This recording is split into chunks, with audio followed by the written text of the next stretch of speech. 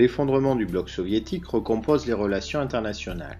Les États-Unis sont la seule superpuissance et un moment unipolaire débute. Le politologue américain Francis Fukuyama annonce en 1992 dans un livre, La fin de l'histoire et le dernier homme, la fin de l'histoire humaine. Celle-ci est envisagée comme un combat entre des idéologies qui touchent donc à sa fin avec le consensus sur la démocratie libérale qui tendrait à se former après la fin de la guerre froide. Le rôle de l'ONU semble alors renforcé. En 1990, par exemple, l'annexion du Koweït par l'Irak de Saddam Hussein entraîne une condamnation de l'ONU, puis la mise en place d'une coalition très large menée par les États-Unis au nom du droit à l'indépendance du Koweït. On parle alors d'un nouvel ordre mondial reposant sur le respect des droits de l'homme et des traités internationaux.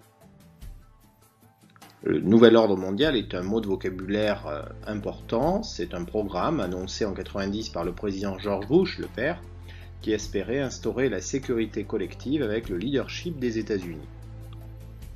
Néanmoins, la fin des blocs entraîne une instabilité chronique du monde. Le premier exemple est l'ex-Yougoslavie qui entre dans une période de guerre entre 1991 et 1999.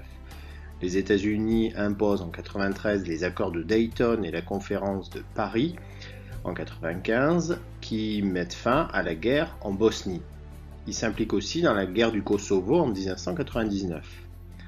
En 1993, ils interviennent aussi en Somalie, mais là par contre c'est un échec.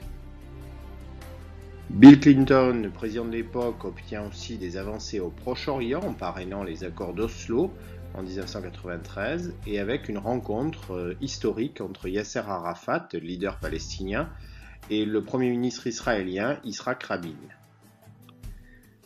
La notion clé à retenir de cette partie, c'est l'hyperpuissance. C'est un terme inventé par le ministre français des Affaires étrangères, Hubert Védrine. Il rend compte de l'exceptionnelle avance prise par les États-Unis sur les autres pays au lendemain de la guerre froide.